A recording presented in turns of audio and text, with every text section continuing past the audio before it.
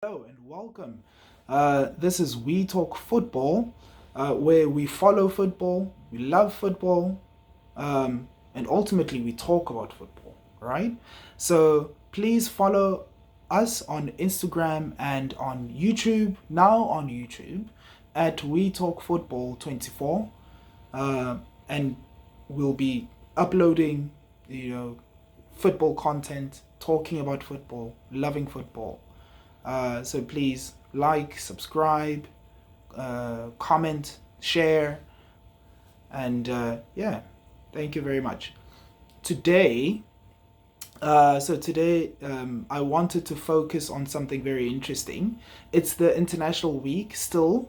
So I wanted to focus on the team of the season so far in the Premier League, just the Premier League, right? So this is based on just Premier League performances, Champions League performances, FA Cups, Carabao Cup performances have not been, you know, included in this, but also I think it's going to be very interesting to see how it all pans out. Now, the formation of this will be the 4-3-3. Now it seems very traditional, right? That formation. But let's start off in goal with our goalkeeper of the season. Um, I think so far this season, Vicario has been the best goalkeeper in the league. Watching him, his reflexes, he's quick, he's good on the ball, especially going into Tottenham where they've had Hugo Lloris for so long, World Cup winning captain. But Tottenham felt like they needed a change. And to fill in Hugo Lloris's boots or gloves has been, a bit of a challenge for him, but I think he's been really good. He doesn't have the most clean sheets. Now, I think someone else that he could have been compared to was Alisson for Liverpool, but Alisson has missed a lot of the season. And he's also made a few mistakes, especially in the game against Arsenal at the Emirates, where I think two goals belonged to, Alisson. So I think I had to dock him a few points for that. But I think Vicario has been excellent, especially because this has been his first season at Tottenham. A very challenging place to go into, but I think he's been excellent. Let's move on to right back. And I think the fullback spot absolutely belongs to Ben White, right? Now, Kyle Walker has also been excellent this season, but I think Ben White has performed at a slightly higher level than Kyle Walker. Now, this when you look at a fullback, right? You want someone who's going to defend first, who's going to be solid defensively, but also Ben White has chipped in with 4 assists, where Kyle Walker I think only has 1 or 0 assists. So anyway, but Kyle Walker is also having an excellent season, but I think Ben White has been slightly a bit better. Overall, of course, I think Kyle Walker is a better fullback overall. But I think just this season, Ben White has been so good in the Premier League. Another person to mention would be Pedro Porro for Tottenham. He's had a really good season as well, but I think Ben White has been the best fullback in the Premier League this season. And he's chipped in with very key and important assists for Arsenal. 3 assists, two against Brentford, where we won 2-1. So both our goals came from Ben White. And one against Luton, which was a very close game for Arsenal. It ended 4-3. So his assists and his contribution was key. So let's move on to centre back. Now, the two people that I've chosen, I think it would be very hard to argue against them, even though there have been other centre backs that have had really good seasons. But I think the two centre backs that have had the best season so far would be William Saliba and Virgil van Dijk. Very interesting also because these two have been compared and likened to a lot because they have very similar games. Big, tall, 6'4" guys, strong aerially, great 1v1 defenders, good on the ball, solid defenders. But I think they've been the most the best centre backs this season, especially talking about Virgil van Dijk. He had a season where he was injured. I remember that game. He got injured against Everton, I think 3 seasons ago, and it was Jordan Pickford clattering into his knee. I thought that was supposed to be a red card because it almost ended Virgil van Dijk's career.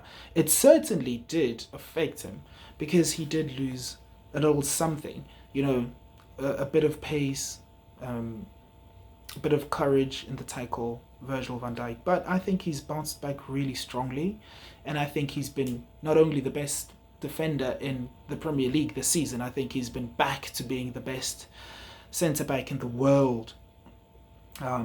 Dominant, absolutely strong, you know, hard to play against. I would be terrified going against him. But William Saliba as well has been excellent. 69 ball recoveries and 15 ground duels won, a little more than Virgil van Dijk, but I think Virgil van Dijk has been excellent, better than anyone this season at centre back. And then let's move on to fullback, Destiny Udogie. I haven't watched a lot of. I have to be honest. I haven't watched a lot of Spurs games, but from what I've seen so far of Destiny Udogie, he's been the best fullback at the left back position in the Premier League this season. Now, not to take anything away from him, but there haven't been a lot of outstanding left fullbacks in the league this season. You know, Luke Shaw has been in and out at Man United.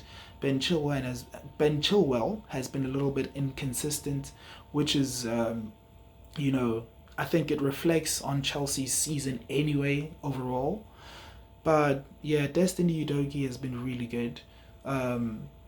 Zinchenko has been out, but also I don't think he's been the best left fullback. He's quite inconsistent, and I think Arsenal have looked a little bit better at left fullback with Jakub Kiwior playing there since Zinchenko has been out, and I think Arsenal are so solid.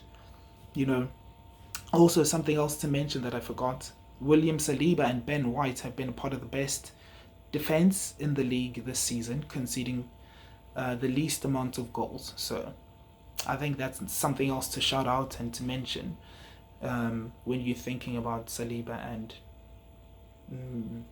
Ben White. But Destiny Udogie at fullback, I think left fullback deserves to be there. Let's move on to midfield. Now at DM, defensive midfielder, I think it's been Rodri. Rodri has been excellent. He's chipped in with important goals. He scored equalizers against Chelsea. He scored in the 4-4 game, probably the best game of the season so far between Chelsea and City again. So maybe he loves scoring against Chelsea. But he's been excellent. He's so consistent. I think not only is he having an all-time great season, but also I think he's, you know, challenging for that best defensive midfielder of all time in the Premier League.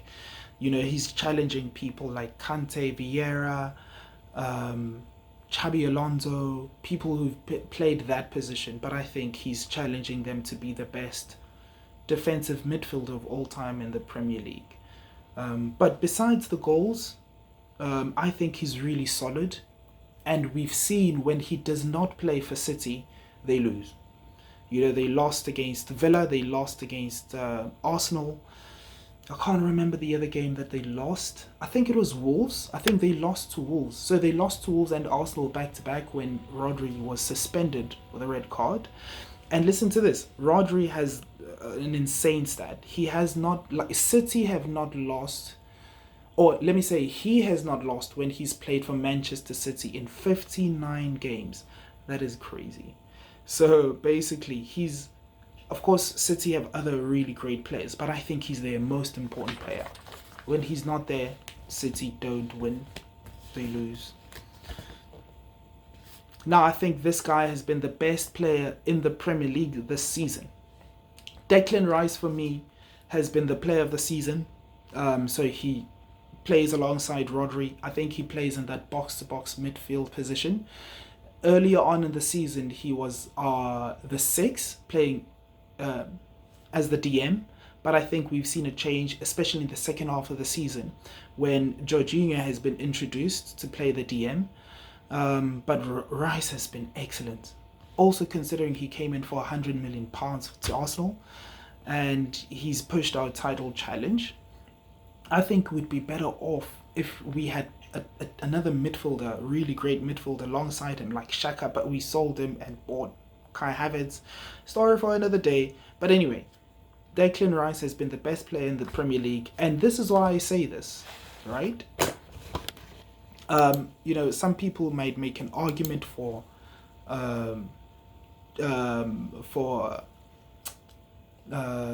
Rodri, sorry, but I think Declan Rice has been a little better than Rodri. He hasn't missed many games or any at all.